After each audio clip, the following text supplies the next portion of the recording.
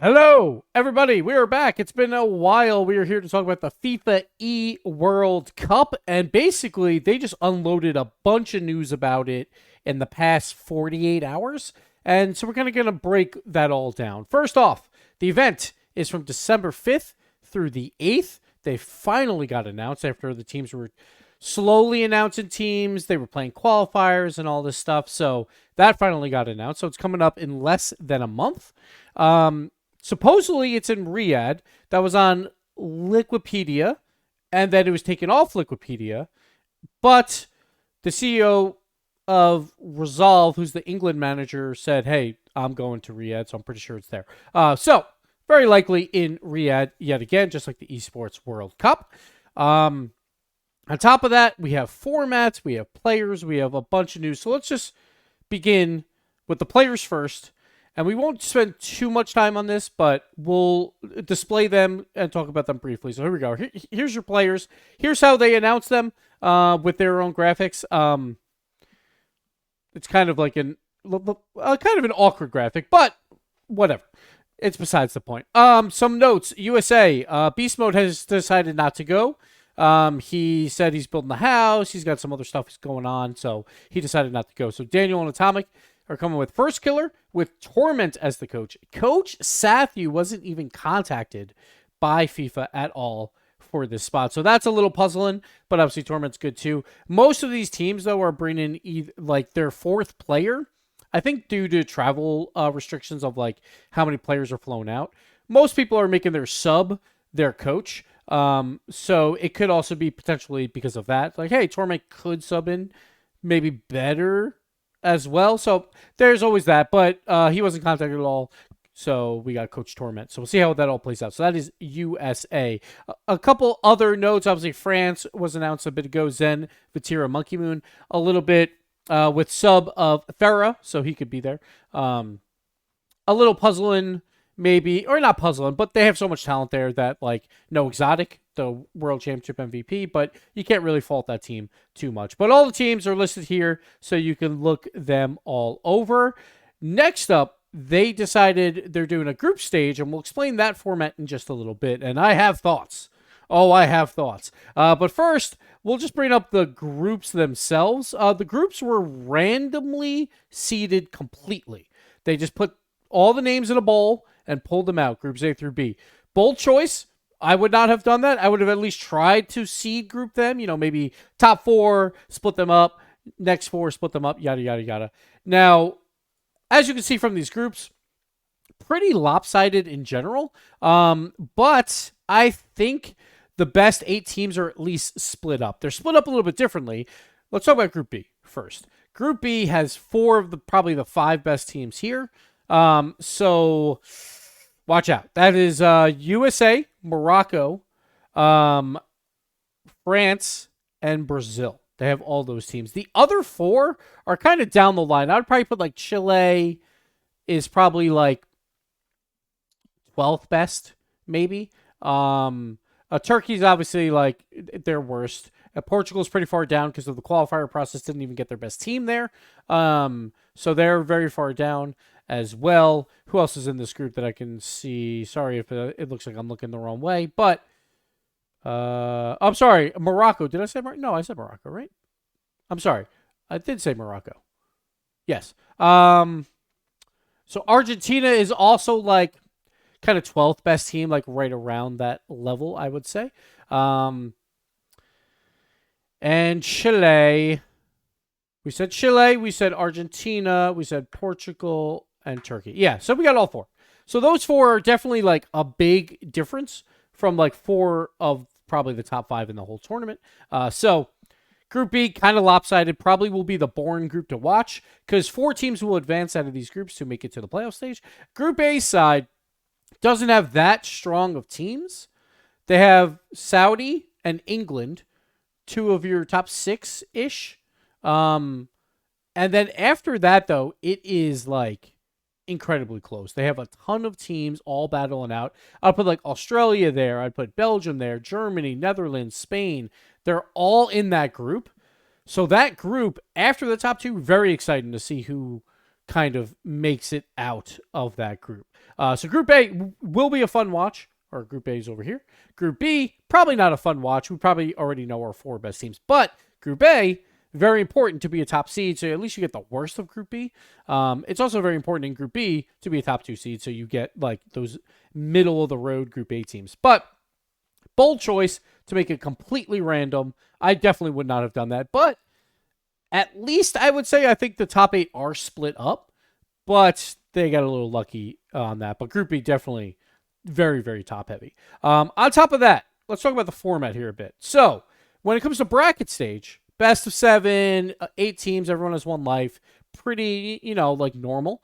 But it's FIFA. They had to add some type of football rule in there at some point. And, So here we go. I'm going to make this a little bigger so you guys can read it, then we'll shrink it back down. But the tournament opens with a rigorous group stage that embodies the core identity of FIFA E, emphasizing adaptability, skill, and high-level play. Held over the first 2 days, 16 teams are divided into 2 groups of 8. Each team plays every other team in its group twice. 2-leg format, resulting in 14 matchups per team in a best of 2 format. Here, matches can end in a win, draw, or loss. This structure challenges teams to maintain consistent performance throughout. Points per matchup are awarded based on performance. 3 points for a win, 1 for a draw, and 0 for a loss. Tiebreakers consider overall points, yada, yada, yada. I don't really care about tiebreakers. All right. Now, here's the thing. This obviously not a great format. In football, you have ties because, one, player fatigue and, all of that stuff. And, there's some strategy involved. You have 3 points for a win in football to try and push teams to really try for the win, right? To make it more exciting. You literally can't tie in Rocket League. It's a 5-minute game, golden goal, overtime. Every single time you're on the field, you're trying to win the game. All right? So there's no need to make a format to promote ties. There is no need to make a format with 3 points for a win, 1 point for a tie.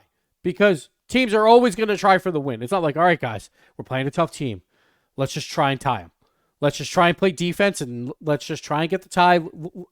Let's get our 1 point. While the other team's like, we're favorites. We need to be aggressive. We need to go for the 3 points. No, they're going to play a 5-minute game of Rocket League. They're going to win the first game. And guess what?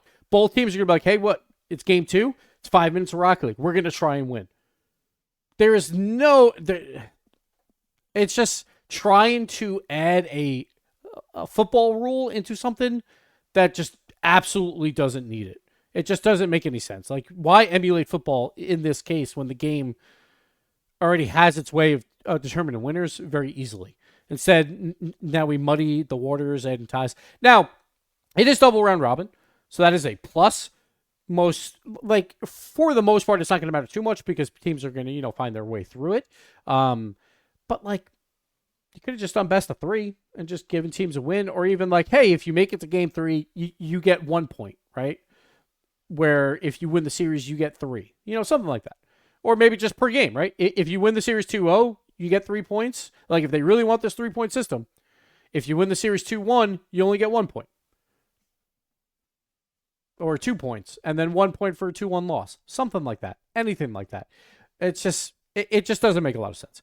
That being said, the group stage, it is going to be, I assume it's just going to be a marathon. They're just going to have everyone in their little cubbies and just playing game after game after game. Because everyone plays each other twice, again, while the format is not good for the group stage, you're still going to get your best teams there. So it shouldn't really matter. It's just trying to make something unique, but not doing it in a way that is actually good for the game, in my opinion. There's no point of playing for ties. In football, it makes perfect sense why there's ties. But you don't have to, try and add a little football in. At that point, why don't we just play one 90-minute game of Rocket League? Call it a win there. I don't understand. Just do 120. Actually, you know what? I'm not going to give them any more ideas, but maybe just one 20-minute game. All right. Instead, I don't know. It just doesn't seem to make a whole lot of sense. I never liked in previous years when people would try and make formats where I don't mind the tie necessarily of hey, just play best of 4. If you go 3-1, you have 3 points, If you go 2-2, it's 2-2, right? That it by itself is not my issue. My issue is more the whole, like, it's 3 points for a win, 1 point for a tie, when it's like, the only reason why you have that in football is to promote trying to win games, because otherwise it gets boring. And it's like, you don't understand the reason why you have your own 3-point idea of a win. It frustrates me. It frustrates me. Either way, it's going to be a fun watch. The only other note that I didn't bring up, that I wanted to bring up really quickly, is England is a little surprising with no Apchak there. Rise, Archie, and Joyo teaming up. They're likely going to be a team for RLCS, or it seems that way, so maybe that is why. And, like, who knows behind the scenes what's happening, but I am surprised Jack is not on that team. Besides that, yeah, it's going to be an interesting one. I think playoffs are going to be a lot of fun. I think group stage, Group B, again, very topside heavy. We'll bring that up again. I think that group's going to be a little bit boring. It doesn't matter what the format is there. Group A is going to be very interesting to see who squeaks in, and then see if they can pull off one of those upsets, right, in the quarterfinal rounds. So, again, top 8 make it, or top 4 from each group go to a top 8 bracket. 1 life, best of 7. So that'll be normal at the very least.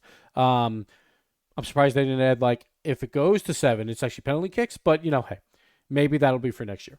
But that's going to do it for me. I hope you guys enjoyed the video. I think it's still going to be a fun and entertaining watch. I've always hated the 3-point for a win thing. Trying to add that to other games. It just frustrates me. It frustrates me. So maybe some questionable choices on why they did stuff, but it is the first go around. But yeah, so it'll be a fun watch. Check it out December 5th through the 8th. Twitch.tv/FIFAe. And yeah, we'll see you in the next one. Bye-bye.